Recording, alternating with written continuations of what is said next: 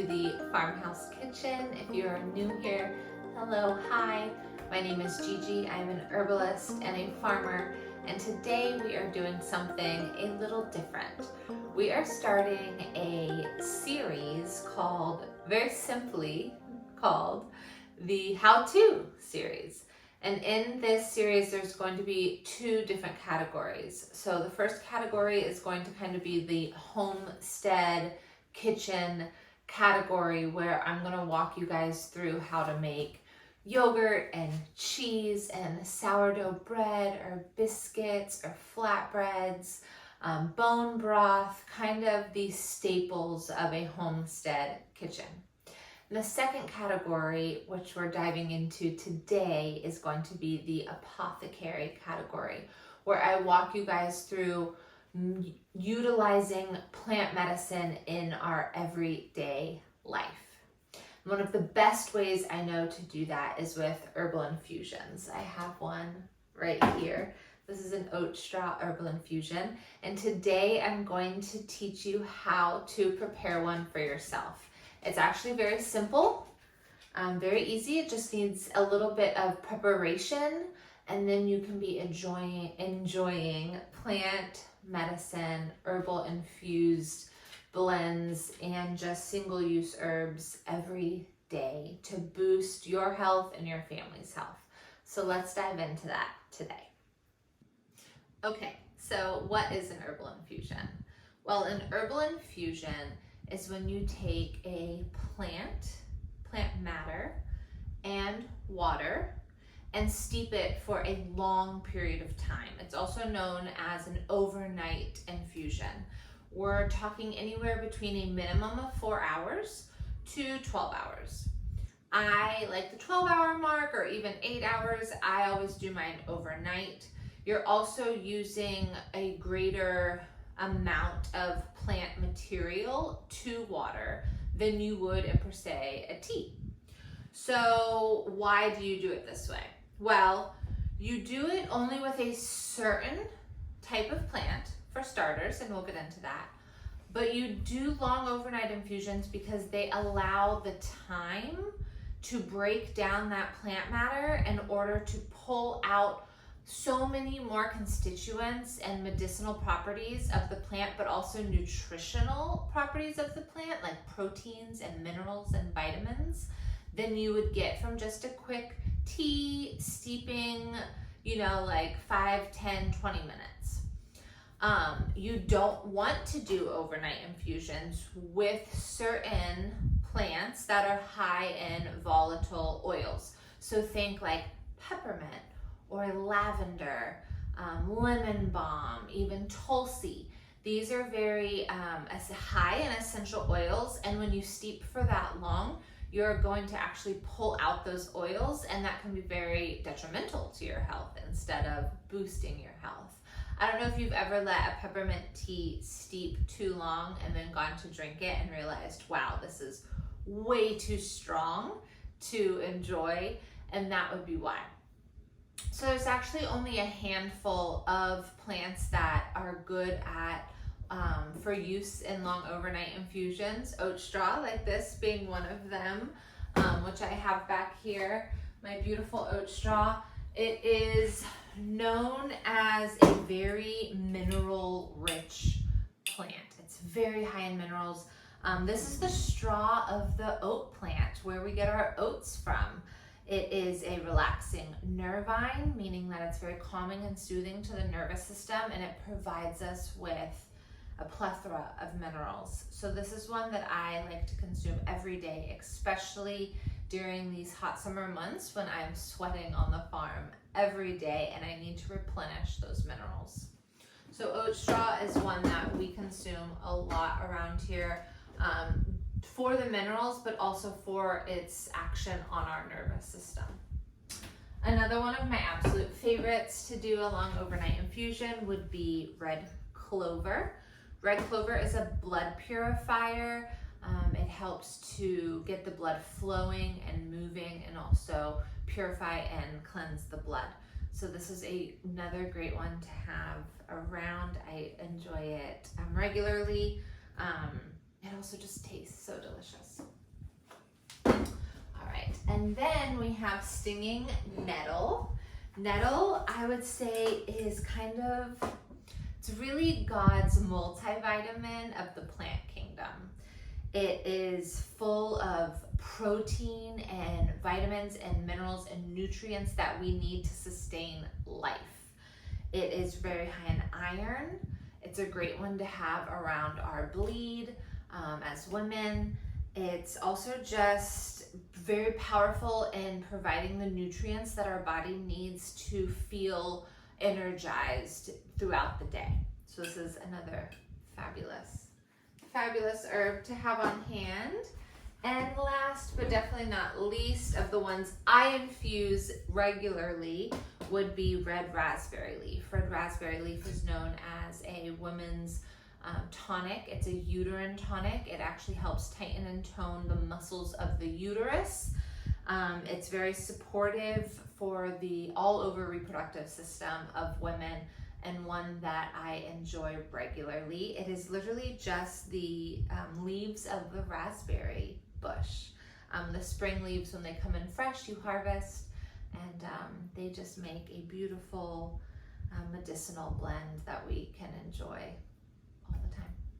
So these are the 4 herbs that I infuse like this on a daily basis. There are other ones that can be done like this. Schisandra berries are another great one that I sometimes throw in. They are also very calming and soothing to the nervous system. But definitely do a little research and make sure that you're not long infusing any plant that is very high in essential oils and could be a bit detrimental instead of helpful. So now let's get into actually how to infuse these herbs. Okay, so what you're going to want, or what you're going to need to make an herbal infusion, aside from the herb or herbs that you decide on, you're going to need quart mason jars or half-gallon. I do make ours typically in a half-gallon because my husband Cesar and I are both drinking from them. So if you're just one person, you do a quart, but if you're gonna make them for 2 people or for your family, you can do a half-gallon. You're going to need, a funnel isn't necessary, but it is helpful in keeping a mess from happening. And then some sort of strainer to strain out the plant matter when you're done. Because as you see here, we have the plant matter with the liquid all together. It's not in like a pouch or a tea bag or anything like that. So you want a little strainer to strain it out. Also, a digital scale is ideal so that you can weigh out the plant matter. Because like I said, it is a lot more. Ideally, you're wanting an ounce of plant matter to 1 quart of water. However, that can get very expensive very quickly. And here's the thing. I'd rather you be having half an ounce in your infusion than no ounces at all. And so I have found over time, I see what I go off site more than I do actual weight. So the ideal way of doing it is an ounce of plant matter to a quart of water, boiling water. However, if you can't afford to do that every day, but you want to consume these every day, then by all means drop down on your plant matter. I do that. Also because some plant matter weighs more than other plant matter. So I go off of more site. I want to see about 1/3 or a little less than 1/3 of my jar filled with plant matter, and then the rest water is what I like to go off of. Like red raspberry leaf, for instance, it's very fluffy and airy, and red raspberry leaf in a mason jar is gonna like, an ounce is gonna like come up to here, where this oat straw is all the way down here for an ounce. So just eyeball it, or you can measure it. It just depends on what you prefer to do. I go either way. A lot of times, especially because I'm making these every day, I eyeball it because I kind of have a rough idea of what an ounce is gonna look like anyhow. But we do consume them every day, which like I said, becomes expensive. So I typically do a little less than an ounce just to help ration my beautiful, amazing plant allies. All right, so we're gonna turn on our scale. Go ahead and add our mason jar with the funnel and zero that out. We want the scale in grams. We are going to add in some stinging nettle. And again, we are looking for, oh, we don't want grams, we want ounces. I'm crazy. Oh, units. All right, ounces. So we want 1 ounce. I'm still really good at making a mess even with a funnel. Don't get me wrong now. I'd make a huge mess without a funnel.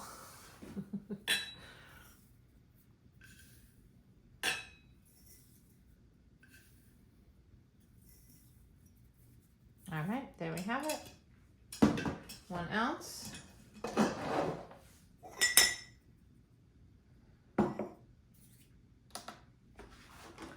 So here you can see what 1 ounce of stinging nettle looks like. And then we're going to pour in boiling water.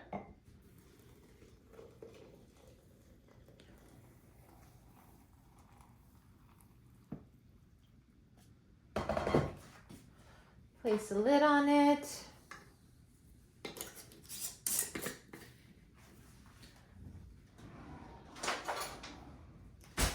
Label it. Dry erase markers work great on these because you can just wipe it off. And then we're going to leave this to sit on the counter for a minimum of 4 hours or overnight,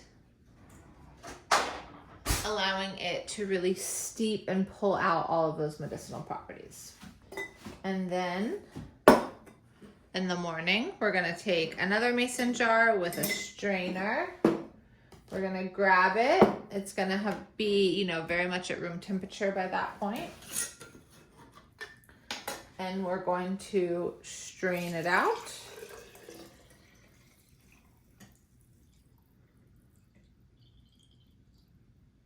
You can compost what's left or water it back down and add it to your plants. Well, there's a mess. Your plants will love this. We're gonna cap it again, or use the same lid so it has and then we're gonna place it in the refrigerator or drink it right away, or whatever we'd like to do with it. And that, my friends, is how you make an herbal infusion. Like I said, so simple, so easy.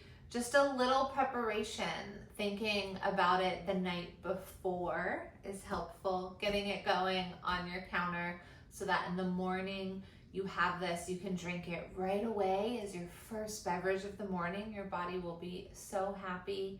Or you can put it in the fridge and have it later in the day. If you are wanting to store it for a few days, I recommend keeping the plant matter and the herb together in the refrigerator, or the plant matter and the water. So don't strain it. In the morning, just put it in the fridge and it'll last longer like that and for a couple days, but it will eventually start to ferment. So make sure you enjoy them within 24 to 48 hours, ideally. 72 can happen when you keep them together, but that's really about it. Well, I really hope that you enjoyed this, that you learned something. I really invite you to add in herbal infusions to your everyday life. They're so beneficial, so healing, so nutritious, and just a beautiful way to enjoy plant medicine every day. If you have any questions, please leave them in the comments. I would love to answer your questions, or feel free to reach out with an email if you have something very personal you'd like to chat about. I am a women's herbalist and I love talking to women about how they can heal their bodies, so I would love to chat with you. But I hope you enjoy this new series. If there's anything in particular that you want to learn as well, either in the realm of the homestead kitchen or the apothecary, please leave that in the comments as well. And until next time, guys, have fun creating and using plant medicine in your everyday life.